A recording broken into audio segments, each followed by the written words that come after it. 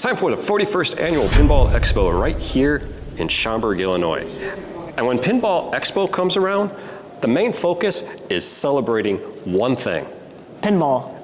I was gonna say community, but yeah, I guess there's pinball. But today we're gonna hang out with those who are working on cool homebrew games and those who are trying to bring new technology to keep the old alive, along as maybe see some of the great pillars of the pinball community along the way. So hang out with us now as we take a look at the innovations and the mindset of us, the pinball community, through the eyes of the generation gap.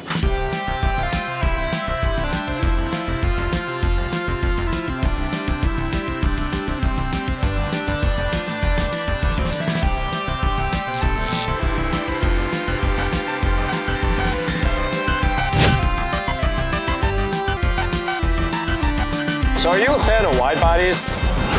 Do you enjoy pinheads? Interpret that any way you choose. Hellraiser. Oh, that was a fun game. Well, I love the idea. The theming of, Hellraiser, the plunger being the cube, all very nice. All right, so let's first just back up. This is one of the homebrew entries into the entire homebrew section that you, the community, have so generously shared your heart. I should stop. But yeah, he's picking more up. This is ADHD in the action right there. Homebrew community brought out a bunch of games. Hellraiser was one of them, which clearly at some point in time was a Gottlieb solid state game. It's been rethemed. It still has the Gottlieb feel to it. So if you enjoy that, then this person probably is made a very good horror game for you.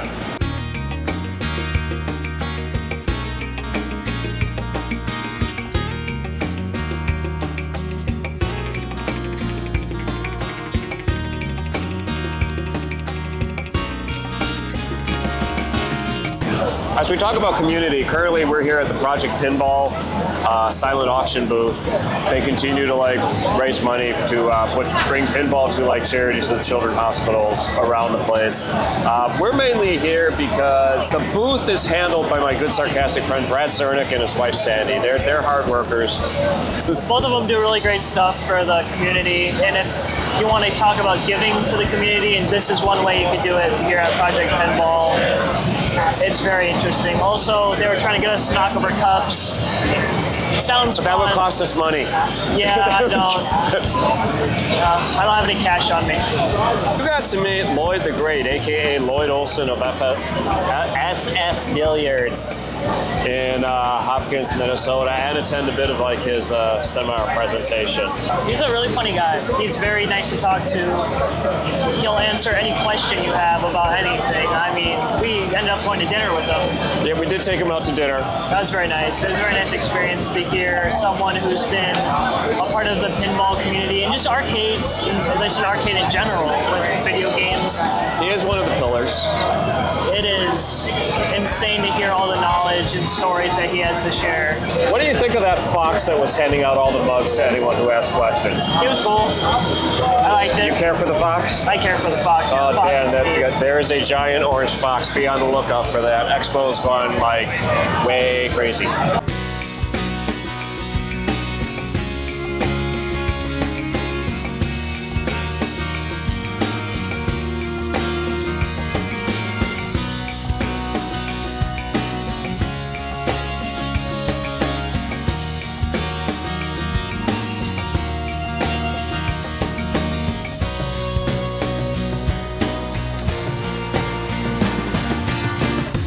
Generation X, Generation Z, but let's take a moment and let's just throw that all out the window. Let's go back to the 1930s.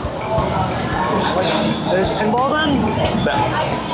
Amazingly, yeah.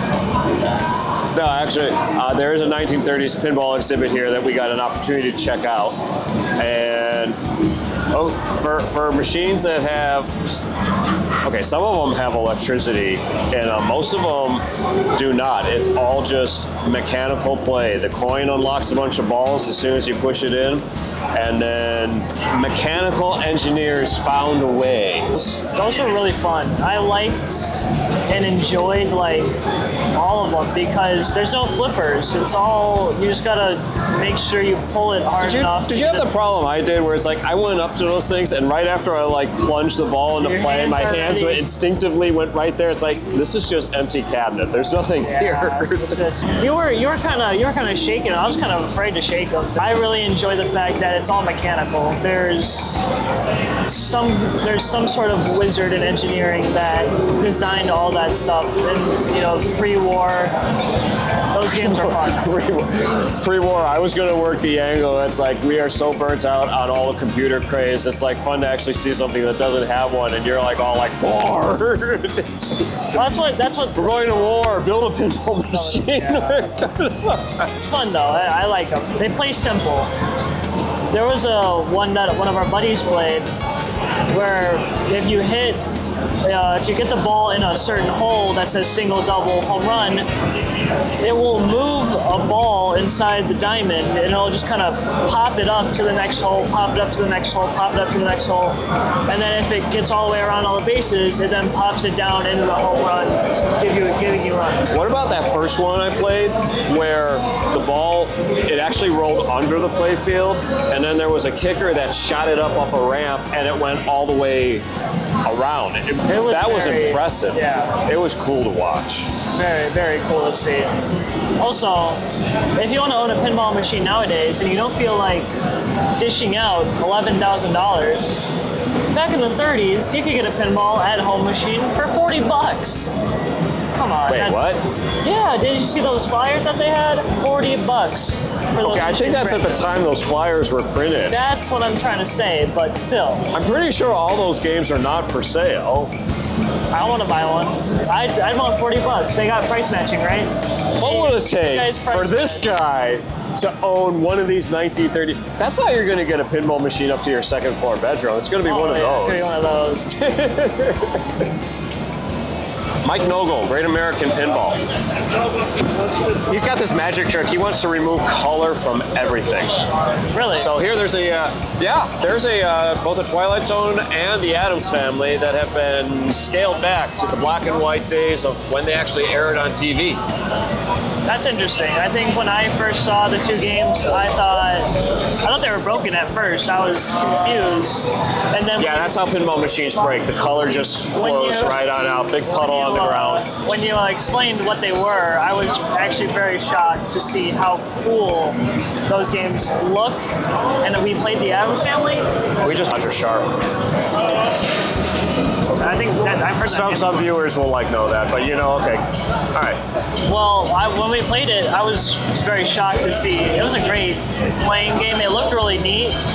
It just really messed with your eyes. It was just really messed with where you get so used to seeing it one way. It's more like a showpiece until you actually get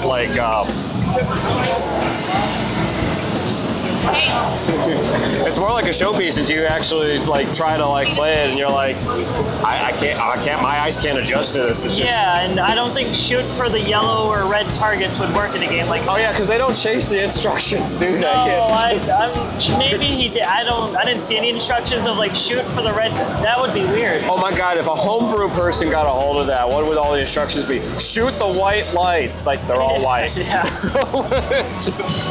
It was interesting. All right, but Generation Z, you've never experienced black and white TV. How does the concept grab you? I really like what he did with those two games. Those two games were very interesting to see. That guy isn't he popular in the Roger Sharp is the man who saved pinball. He's the star of that documentary.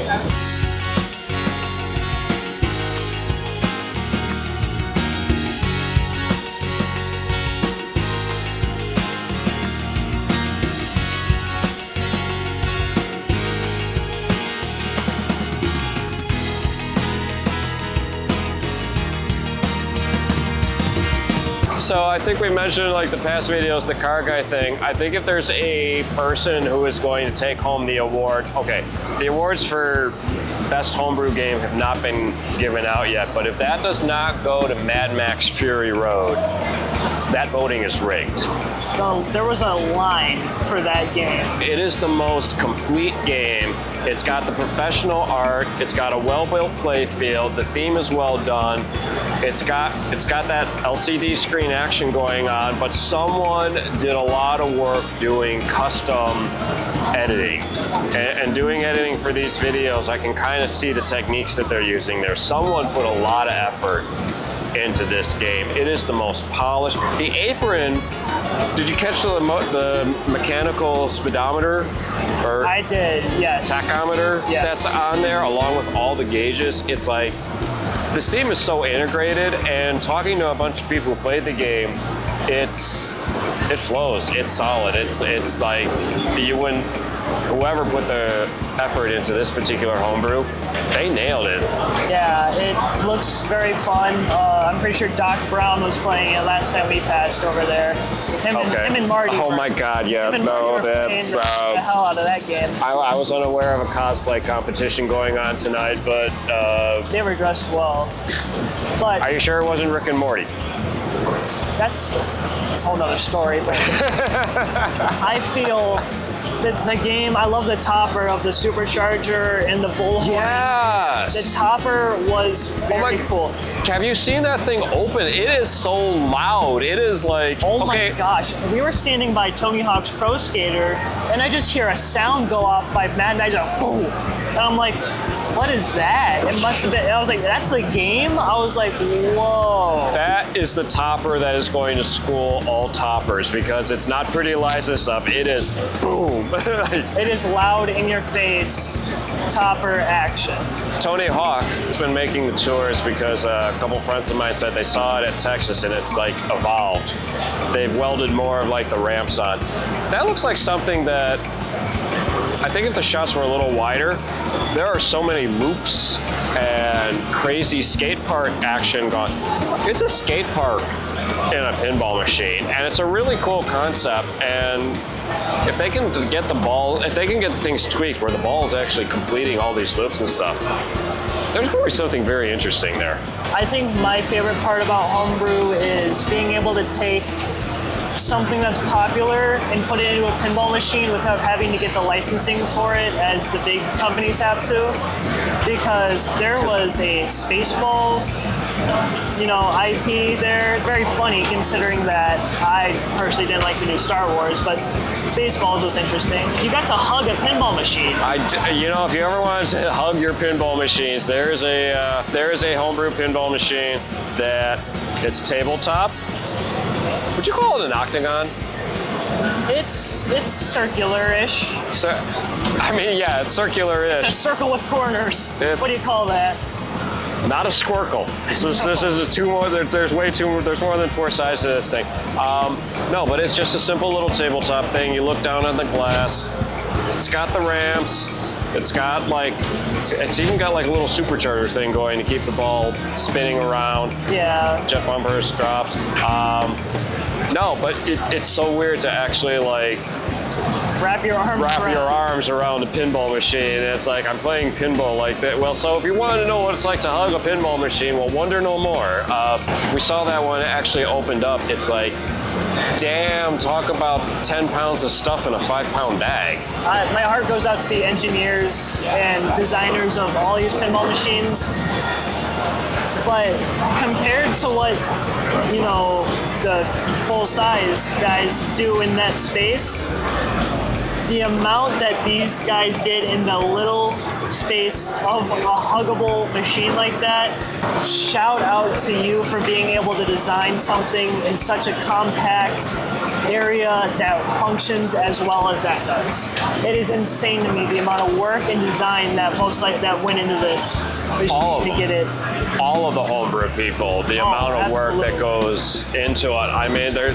There's some where you can actually kind of tell. It's like, okay, maybe the playfield hasn't progressed a lot. What's the dragon?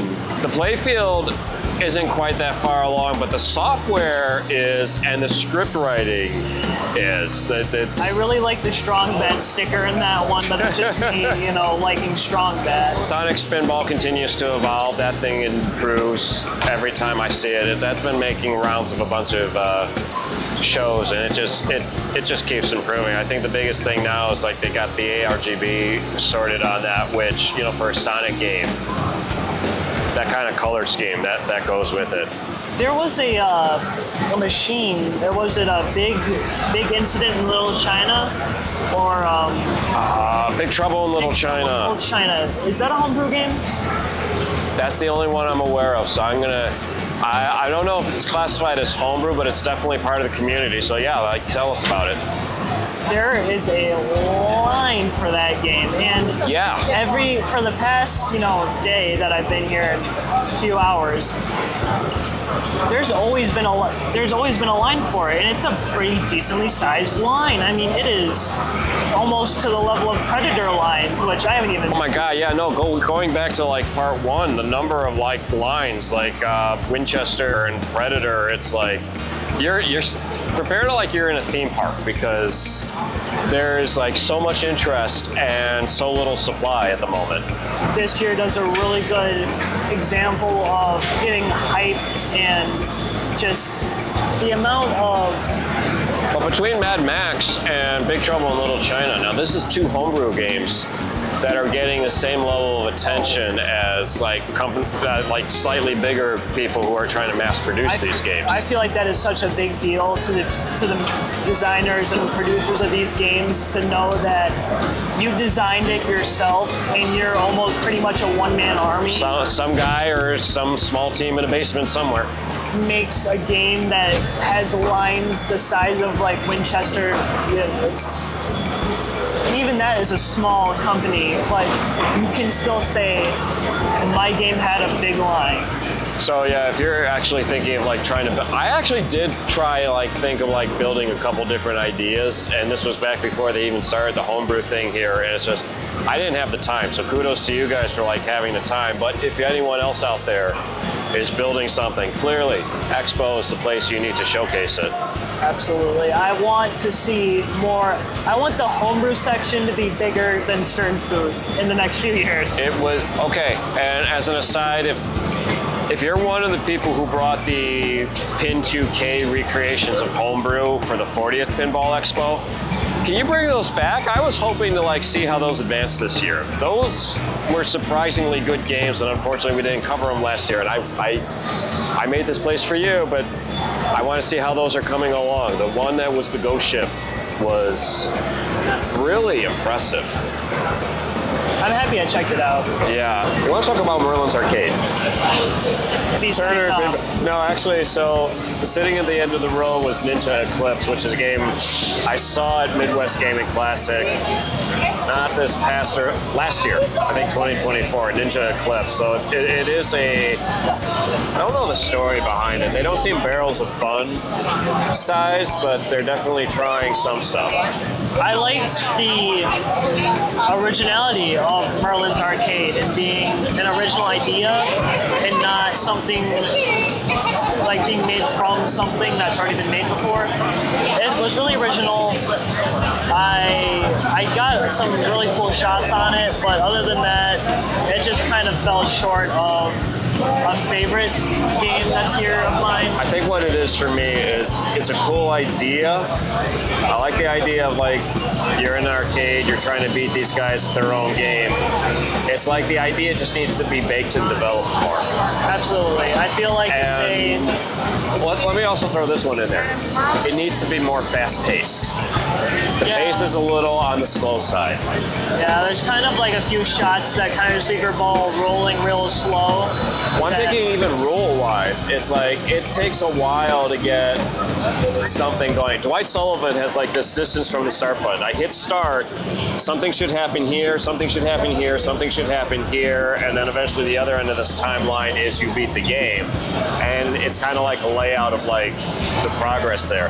I think there's too many of shoot this many shots to start this. I think the idea could be developed a little bit more. I think we can add a little bit more medieval madness to spice up the medieval times, and then I think we can add just a little bit more loud and rambunctiousness to the actual playing of the games and taking, I guess you're taking down the knights who are like good at, there's a night of darts, a night of pinball, a night of pool. Now what's fascinating is all three games here, don't they have sold signs on them? Yeah, and so are we the minority or are the people with money the minority? I can't tell you. Let us know down in the comments. It's like if you had an opportunity to play the game, which side of the fence do you stand on? Every new game that I've seen here this year, starting from Thursday, pretty much already had a sold sign on it by Thursday night or Friday morning. Okay, here's my hot take.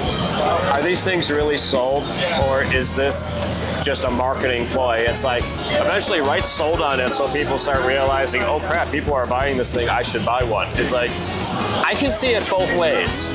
There are people who would like the game, it's like, give me, it's a show special, and I could actually see them going to like build up the hype thing by like saying, yeah, it's sold. That should be my trick. I'll bring a game to the show and just put a sold sign on it right away. It's like, well, what'd you sell it for? Thank you so much for watching our Pinball Expo coverage.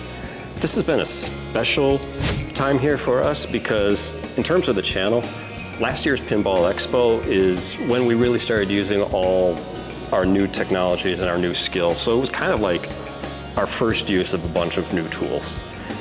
We have day jobs. We are not going to quit our day jobs. That's why on this channel, there's no Patreon page. You find our website, there's no way to make donations because at the end of the day, we don't want your money. Okay, we will gladly take YouTube's money. We'd love to get some new cameras. We got other classes to take. You can help stick it to YouTube for forcing you to like watch all those ads simply by hitting the like and the subscribe buttons. Show that giant multi-billion company and make them pay for our stuff. It really has been a lot of fun just learning the new stuff, playing with the new toys, experiencing our own personal growth. If only there was a way I could show you how much fun we had over this past week filming Expo and how much we've learned over the past year. Now I can't really think of anything. Oh well, until I see you in the next video, I am Wolffy.